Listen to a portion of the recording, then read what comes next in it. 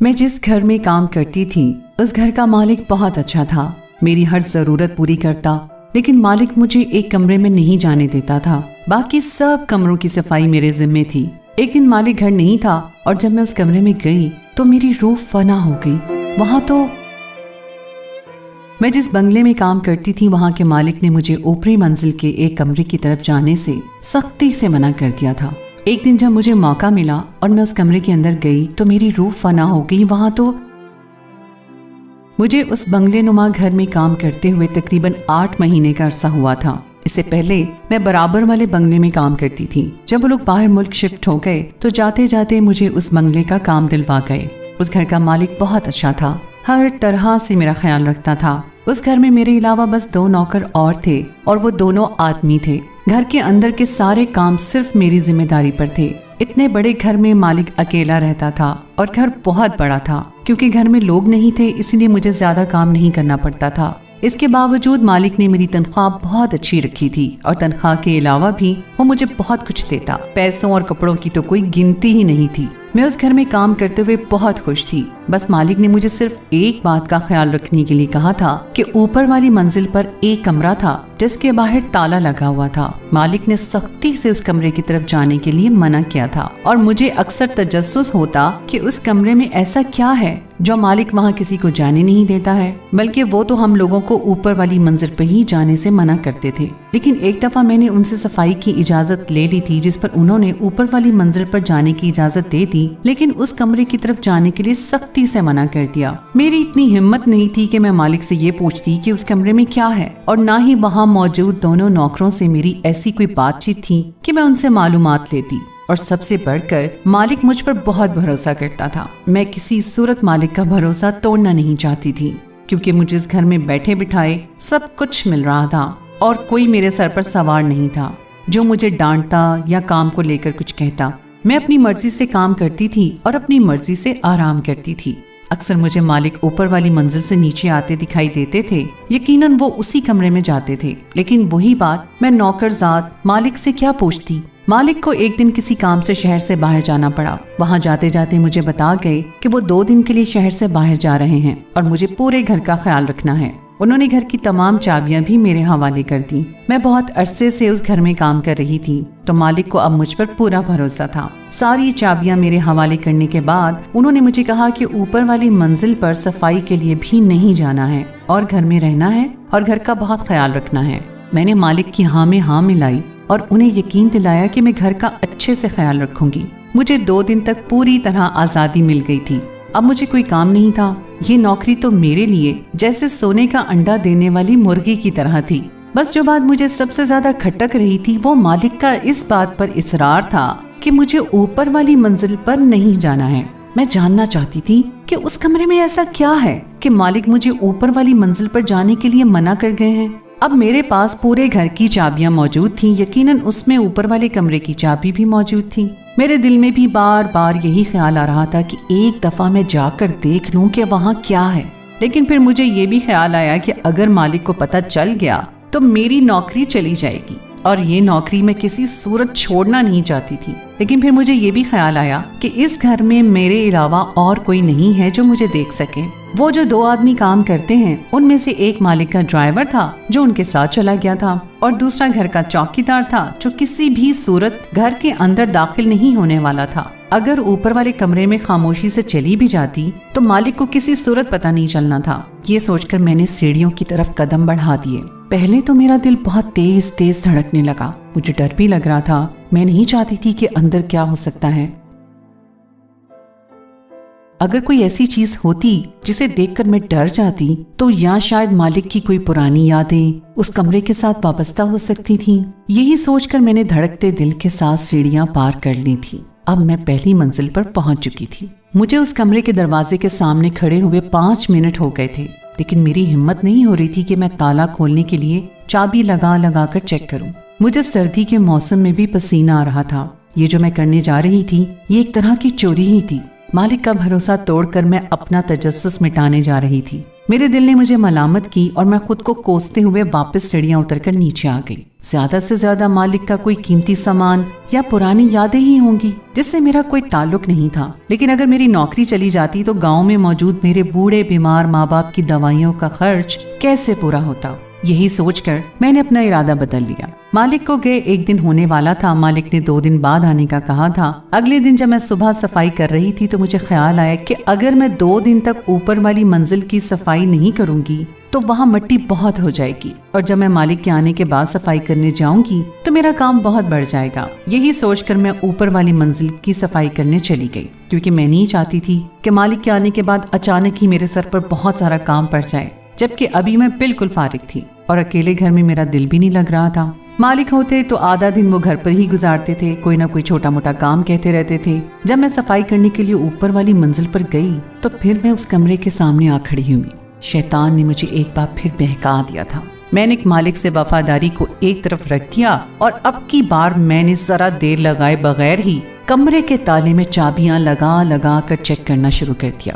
تھوڑی دیر میں ایک چابی لگاتے ہی کلک کی آواز کے ساتھ دروازہ کھل گیا تھا۔ میں ڈرتے ڈرتے اندر داخل ہو گئی۔ کمرے کے اندر میں نے جو منظر دیکھا تو میرے قدموں تلے زمین نکل گئی۔ یہ تو میرے وہم و گمان بھی نہیں تھا کہ ایسا بھی کچھ اندر ہو سکتا ہے۔ میری روح فنا ہونے لگی وہاں تو میں نے دروازے کو واپس تالا لگا دیا اور تیزی سے سیڑھیاں اترتی ہوئی نیچے چلی آئی۔ مجھ میں اتنی ہمت نہیں تھی کہ میں کمرے میں اندر جاتی۔ میں بھاگتی ہوئی نیچے آ گئی تھی۔ ابھی میرا دل تیزی سے دھڑک رہا تھا، ایسا لگ رہا تھا کہ ابھی باہر نکل آئے گا۔ میں پسینے میں پوری طرح بھیگ چکی تھی اور میری حالت بہت خراب ہو گئی تھی۔ مجھے لگا تھا کہ کمرے کے اندر مالک کی کچھ یادیں ہوں گی یا پھر کوئی قیمتی سامان موجود ہوگا۔ اندر جو میں نے دیکھا وہ میرے وہم و گمان میں بھی نہیں تھا۔ مجھے بالکل اندازہ نہیں تھا کہ جب میں کمرے کا دروازہ کھولوں گی تو ایسا منظر دیکھنے کو ملے گا۔ میں نیچے آ کر صوفے پر بیٹھ گئی۔ میری ٹانگیں کانپ رہی تھی اور میری اتنی ہمت بھی نہیں تھی کہ میں اٹھ کر ایک گلاس پانی پی سکوں۔ بہت دیر تک میں صوفے پر ایسے ہی بیٹھی رہی۔ اس کے بعد جا کر میری حالت کچھ سنبھلی۔ میں نے اٹھ کر پہلے پانی پیا اور پھر سوچنے لگی کہ اگر مالک کو پتا چل گیا کہ میں اس کمرے کی طرف گئی تھی تو میری نوکری چلی جائے گی۔ لیکن اندر جو میں نے دیکھا اس کے بعد میرا خاموش رہنا کسی گناہ جیسا تھا۔ میں جاننا چاہتی تھی کہ ایسا کیوں تھا، اور اب مجھے ایک نیا تجسس ہو چکا تھا۔ صرف صفائی کرنے کے وقت میں مالک کے کمرے میں جاتی اور صفائی کر کے واپس آ جاتی۔ میں نے صحیح طرح سے مالک کے کمرے میں کبھی نظر نہیں دوڑائی تھی، مگر آج جب میں نے اوپر والے کمرے میں ایسا منظر دیکھا تو اب میں سچ جاننا چاہتی تھی کہ میرا مالک آخر کون تھا۔ اس لیے میں نے سوچا کہ سب سے پہلے میں مالک کے کمرے کا جائزہ لیتی ہوں۔ ہو سکتا ہے مجھے کوئی چیز ایسی مل جائے جس سے کچھ سمجھنے میں مدد ملے۔ اور جب میں مالک کے کمرے میں داخل ہوئی تو میں نے ایک ایک کر کے ساری دروازے کھول کر چیک کر لی۔ مالک نے کسی بھی چیز کو لاک نہیں کیا ہوا تھا، صرف کمرے کا دروازہ ہی لاک تھا جس کی چابی میرے پاس تھی اور جو میں ایک چابی سے کھول چکی تھی۔ اس بات کا صاف صاف مطلب یہ تھا کہ مالک کو مجھ پر بھروسہ تھا اور میں اندر ہی اندر شرمندہ تھی کہ میں اپنے مالک کا بھروسہ توڑ رہی ہوں۔ لیکن اس وقت میرے لیے یہ جاننا بہت ضروری تھا کہ اوپر کمرے میں جو میں نے دیکھا اس سب کا مطلب کیا ہے۔ جیسے ہی میں نے مالک کے فرنیچر کی آخری دراز کھولی تو میری پوری طرح سے ہی جان نکل گئی۔ اب مجھے کچھ بات سمجھ آنے لگی تھی۔ میرا مالک ایک بہت بڑی کپڑے کی فیکٹری چلاتا تھا اور عمر میں زیادہ نہیں تھا اور دیکھنے میں بھی بہت خوبصورت اور حسین تھا۔ میں آج تک یہی سوچتی تھی کہ وہ اتنے بڑے بنگلے میں اکیلا کیوں رہتا ہے، اس کے باقی کے گھر والے کہاں ہیں، لیکن آج تک مجھے یہ بات پتہ نہیں تھی کہ وہ اکیلے کیوں رہتا ہے۔ آج جب میں اوپر والی منزل میں گئی تو میں آدھا ادھورا مالک کا راز جان گئی تھی کہ مالک کے کمرے سے مجھے جو چیز ملی وہ ایک البم تھی اور ساتھ میں ایک ڈائری بھی موجود تھی۔ میں تھوڑی بہت پڑھی لکھی تھی تو میں نے وہ ڈائری کھول کر پڑھنا شروع کر دی اور جیسے جیسے میں وہ ڈائری پڑھتی گئی میری حالت خراب ہوتی چلی گئی۔ میں اپنے مالک کو مسیحا سمجھ بیٹھی تھی، لیکن میرا مالک تو انتہائی خطرناک انسان تھا، بلکہ حیوان تھا۔ مجھے اس گھر میں اپنے اکیلے کی موجودگی پر بھی خوف آ رہا تھا۔ ڈائری کے بہت ہی کم صفحات لکھے ہوئے تھے، کبھی کبھی کہیں کچھ باتیں تھیں جنہیں پڑھنے کے بعد میری جان نکل گئی تھی۔ مجھے لگا تھا کہ میں مالک کا سچ جان گئی ہوں، لیکن میں بھول گئی تھی کہ ہر تصویر کے 2 رخ ہوتے ہیں، ہر سچ کے 2 پہلو۔ میں نے اپنی نظر سے سارا جمع جوڑ کر کے ایک کہانی سمجھ لی تھی، لیکن وہ میرا جمع جوڑ تھا وہ بھی ادھورا، کیونکہ مالک کی ڈائری میں صرف 10-12 ہی صفحات تھے، باقی صفحے تو لکھے ہوئے ہی نہیں تھے۔ میں نے البم کھول کر دیکھا تو اس میں مالک کی بچپن کی چند تصاویر لگی ہوئی تھی جس میں وہ اپنے ماں باپ کے ساتھ مسکراتے ہوئے کھڑے تھے۔ میں نے پہلی دفعہ مالک کے ماں باپ کی کوئی تصویر دیکھی تھی اور اس سے زیادہ اس البم میں کچھ بھی نہیں تھا، لیکن میں سمجھ گئی تھی کہ میں نے خود سے ہی ساری کڑیاں جوڑنی تھی، جبکہ میں ابھی ادھورا سا جانتی تھی۔ مجھے نہیں پتا تھا کہ جب مجھے پورا سچ پتا چلے گا تو میری پوری روح پوری طرح ہی نکل جائے گی۔ میں نے سب کچھ پہلے جیسا کر دیا تھا۔ میں مالک کے کمرے کو دوبارہ لاک کر کے واپس باہر آ گئی۔ اوپر والی منزل بھی پہلے کی طرح ہی لاک کر دی۔ میں نہیں چاہتی تھی کہ مالک کو کسی بھی طرح پتا چلے کہ میں نے ان کے کمرے کی تلاشی لی ہے یا میں نے اوپر والا کمرہ کھول کر دیکھا ہے، کیونکہ میری نظر میں مالک ایک حیوان تھے جو کچھ بھی کر سکتا ہے۔ رات ہوتے ہی مالک واپس آ گئے تھے۔ اب مالک کو دیکھ کر میری جان نکل رہی تھی۔ میں نے جیسے تیسے ان کے لیے کھانا لگایا اور سرونٹ کوارٹر کی طرف بھاگی۔ اب مجھ میں اتنی ہمت نہیں تھی کہ میں ان کا سامنا کر سکتی، اور کہیں نہ کہیں میرے دل میں یہ خوف موجود تھا کہ اگر مالک کو پتا چل گیا تو میری نوکری چلی جائے گی، یا یہ بھی ہو سکتا ہے کہ وہ مجھے اس سے زیادہ کوئی خوفناک سزا دیتے۔ میں سرونٹ کوارٹر میں آ کر لیٹ گئی۔ شدید سردی ہوتی جا رہی تھی۔ جب مالک نے مجھے فون کر کے واپس بنگلے میں بلایا تو میری پوری طرح جان نکل گئی۔ مجھے لگا کہ شاید مالک کو سارا سچ پتا چل گیا ہے۔ میں لڑکھڑاتے قدموں سے بنگلے میں داخل ہوئی تو مالک نے کہا کہ سردی بہت زیادہ ہے۔ میری جان میں جان آئی اور میں نے جلدی سے کافی تیار کی اور مالک کے کمرے میں پہنچانے گئی تو مالک نے مجھے روک لیا اور کہا کہ بیٹھ جاؤ۔ میں ٹھنڈے فرش پر ہی بیٹھ گئی۔ ٹھنڈ سے مجھے کپکپی ہو رہی تھی۔ میرے پیچھے تم نے کمرے کی تلاشی لی تھی؟ مالک نے سرد لہجے میں مجھ سے جس طرح سوال کیا، میری حالت غیر ہو گئی۔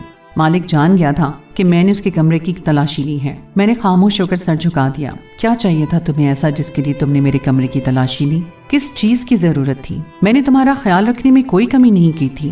مالک مجھ سے ٹھنڈے لہجے میں سوال پہ سوال کر رہے تھے اور میرے پاس کوئی جواب نہیں تھا۔ بولو، تمہیں ایسا کیا چاہیے کہ جس کے لیے تم نے میری ساری درازوں کا سامان ہی الٹ پلٹ کر دیا؟ تمہیں کیا لگا تھا کہ مجھے نہیں پتا چلے گا؟ میں اپنی ہر چیز ترتیب سے رکھتا ہوں اور تم نے سب کچھ آگے پیچھے کر دیا۔ تمہیں لگا کہ میں جان نہیں پاؤں گا؟ تم نے میرے پیچھے ساری درازیں اچھی طرح سے چیک کی ہیں۔ مالک کا غصہ بھی عجیب تھا۔ وہ بس سرد لہجے میں سوال پر سوال کر رہے تھے۔ مجھے لگا اب میں سچ نہیں چھپا پاؤں گی۔ میں نے انہیں بتا دیا کہ میں نے ان کی غیر موجودگی میں اوپر والی منزل پر صفائی کرنے کے لیے گئی تھی۔ مجھ سے تجسس برداشت نہ ہو سکا اور میں نے اوپر والے کمرے کو کھول کر جیسے ہی اندر قدم رکھا تو میری جان نکل گئی۔ وہاں تو جب میں نے اندر کا منظر دیکھا تو میں کانپ گئی اور سچ جاننے کے لیے میں آپ کے کمرے میں چلی آئی۔ مجھے لگا تھا کہ آپ کے کمرے میں کوئی نہ کوئی ایسی چیز ضرور ہوگی جس سے مجھے سب پتا چل جائے گا، کیونکہ جو منظر میں نے اوپر دیکھا اس کے بعد اگر میں خاموش رہوں تو یہ میرے لیے گناہ کی بات ہے۔ جب میں آپ کے کمرے میں دراز چیک کر رہی تھی تو مجھے ایک ڈائری اور ایک البم ملا، جس کو دیکھ کر میں مزید صدمے میں آ گئی۔ مجھے سمجھ نہیں آ رہی تھی کہ آپ نے ایسا کیوں کیا؟ کیا کوئی ایسا کر سکتا ہے؟ میں تو آپ کو بہت رحم دل سمجھتی تھی، لیکن آپ تو حد سے زیادہ ظالم ثابت ہوئے ہیں۔ ڈرتے ڈرتے میں نے مالک سے ہر بات کہہ ڈالی۔ زیادہ سے زیادہ میری نوکری ہی چلی جانی تھی، لیکن اتنے بڑے سچ پر میرا خاموش رہنا زندگی بھر کے لیے میرے ضمیر کو مارنے کے برابر تھا۔ مالک میری بات سن کر غصہ ہونے کے بجائے آہستہ سے مسکرائے اور میری طرف دیکھ کر بولے، مجھے خوشی ہوئی یہ بات جان کر کہ تمہارا ضمیر زندہ ہے، لیکن اس طرح میرے پیچھے میرے سامان کی تلاشی لے کر تم نے میرا بھروسہ توڑ دیا ہے۔ تمہیں سچ جاننے کا بہت شوق ہے نا؟ تو چلو میں تمہیں پورا سچ سناتا ہوں، پھر تم جان لو گی جو تم نے دیکھا وہ صحیح ہے یا غلط۔ میں صرف 6 سال کا تھا جب میری ماں کا انتقال ہو گیا۔ میرے باپ نے دوسری شادی کر لی کیونکہ میں چھوٹا تھا اور مجھے ماں کی ضرورت تھی۔ میری دوسری ماں نے میرا خیال رکھنا شروع کر دیا اور وہ ہر طرح سے میرا خیال رکھتی، اور جب بھی میرے بابا میرے ساتھ ہوتے تو میری ماں مجھ پر جان نچھاور کر دیتی۔ اپنی دوسری ماں کے ساتھ میں بہت خوش تھا۔ میری دوسری ماں اور میرے باپ کا ساتھ صرف کچھ مہینوں ہی ثابت ہوا، اور میرے باپ کی دوسری شادی کے بعد تقریباً 10 مہینے کے اندر ہی میرے والد کا ایکسیڈنٹ میں انتقال ہو گیا۔ میرے والد کی وصیت کے مطابق جب میں 18 سال کا ہو جاتا تب ان کی ساری جائیداد میرے نام ہو جاتی، اور اس وقت تک میری دوسری ماں اس جائیداد کو سنبھالنے کی حقدار تھی۔ میرے والد نے ایک گھر اور کچھ جائیداد کے علاوہ میری ماں کے نام کچھ بھی نہیں چھوڑا تھا۔ میرے باپ کے مرتے ہی میری دوسری ماں کا رویہ میرے ساتھ بہت خراب ہو گیا۔ وہ مجھے سارا دن کمرے میں بند رکھتی، دن میں ایک دفعہ مشکل سے کھانے کے لیے کچھ تھوڑا بہت دے دیتی، اور میرا اسکول، میرے دوست سب کچھ ختم ہو گئے تھے۔ میں پورا دن کمرے میں بند رہتا اور مجھے باہر کی آوازیں آتی۔ گھر میں کبھی پارٹی ہوتی رہتی۔ میری ماں اور اس کی عیاش دوستیں سارا دن گھر میں گانا چلا کر پارٹیوں میں مصروف رہتی، اور میری سوتیلی ماں میرے والد کا محنت سے کمایا ہوا پیسہ پانی کی طرح بہانے لگی تھی۔ سارے وفادار ملازموں کو کام سے نکال دیا گیا تھا اور ماں نے اپنے وفادار ملازم بھرتی کر لیے تھے۔ جو میری ماں کی طرح ہی مجھ پر ظلم کرتے تھے۔ میں جب بھی ماں سے کہتا کہ مجھے کمرے سے باہر نکالو تو وہ مجھے بہت مارتی، اور جب کبھی گھر میں دوستوں کی پارٹی ہوتی تو مجھے صرف کمرے میں بند ہی نہیں کیا جاتا بلکہ رسیوں سے باندھ دیا جاتا، اور میری ماں اپنے دوستوں کے ساتھ مل کر مجھ پر جسمانی طور پر تشدد کرتے اور میرا مذاق اڑاتے۔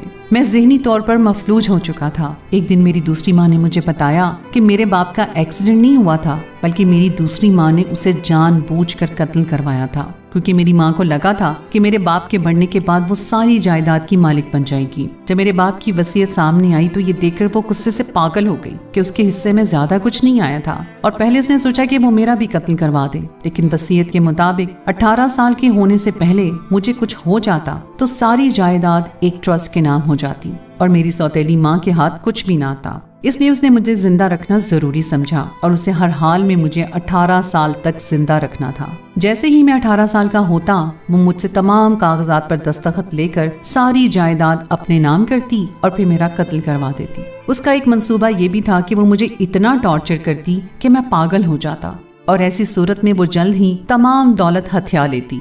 یہ جاننے کے بعد کہ میرے باپ کی وہ قاتل ہے مجھے اس سے شدید نفرت ہو گئی، اور میں جانتا تھا کہ اسے جیسے ہی موقع ملے گا وہ مجھے بھی مار دے گی۔ میرا حال بہت بدتر تھا۔ میں اس کی دوستوں کے تشدد کا شکار ہو رہا تھا۔ وہ سب مل کر میرا جسمانی استحصال کرتے، میرے ساتھ نازیبا تصویریں کھینچتے اور میرا مذاق اڑاتے۔ وہ اس بات کا لحاظ بھی نہیں رکھتے تھے کہ میں صرف ایک بچہ تھا۔ میں نے 5 سال اسی طرح قید میں گزارے۔ 5 سال بعد جب گھر کا ایک ملازم تبدیل ہوا تو اس نے میری حالت دیکھی۔ وہ شخص خوف خدا کے ہاتھوں مجبور ہو کر میرے ساتھ ہمدردی کرنے لگا، اور جب میں نے اسے پورا واقعہ بتایا تو اس نے مجھ سے وعدہ کیا کہ وہ میری مدد ضرور کرے گا، اور ایک دن اس نے موقع دیکھ کر مجھے کھول دیا اور اپنے ساتھ بھگا کر لے گیا۔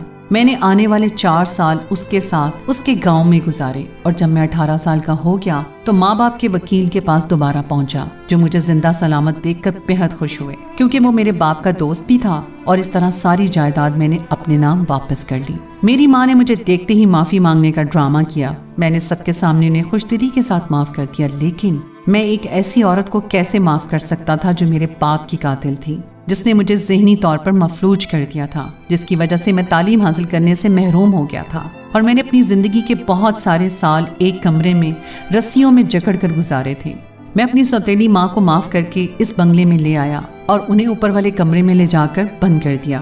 تم نے اوپر والے کمرے میں جس عورت کو رسیوں میں جکڑا ہوا دیکھا وہ میری سوتیلی ماں ہی ہے۔ میں نے اس کے ساتھ وہ سب کچھ نہیں کیا جو اس نے میرے ساتھ کیا تھا، بس میں نے اسے رسیوں سے باندھ کر چھوڑ دیا ہے، لیکن میں اسے وقت پر کھانا بھی دیتا ہوں اور پانی بھی پہنچاتا ہوں۔ میں نے اسے بھوکا پیاسا نہیں رکھا ہے اور نہ ہی جسمانی طور پر اسے کوئی نقصان پہنچایا ہے۔ وہ میرے باپ کی قاتل بھی ہے اور میری مجرم بھی۔ تم نے جو تصویریں البم میں دیکھی وہ ان دنوں کی ہیں جب میری والدہ زندہ تھی، جب میرے والد زندہ تھے۔ جب تک میرے والد زندہ تھے میری ماں میرے ساتھ بہت اچھی تھی، کیونکہ وہ جانتی تھی کہ وہ جلد میرے باپ کو قتل کروا کر سارے دولت کی مالکن بن جائے گی اور مجھے بھی آرام سے راستے سے ہٹا سکے گی، لیکن میرے باپ کی وصیت نے اس کے سارے کیے کرائے پر پانی پھیر دیا تھا۔ میری ماں جو کہ میری سوتیلی ماں ہے گزرے 6 سالوں سے اوپر والے کمرے میں اسی طرح بند ہے، اور جب تک وہ زندہ ہے میں اسے اسی طرح بند رکھوں گا۔ اگر وہ دولت کی ہوس نہ کرتی تو میں اس سے اتنی محبت کرتا کہ خود یہ اپنی ساری جائیداد اس کے نام کر دیتا۔ میں ایک بن ماں کا بچہ تھا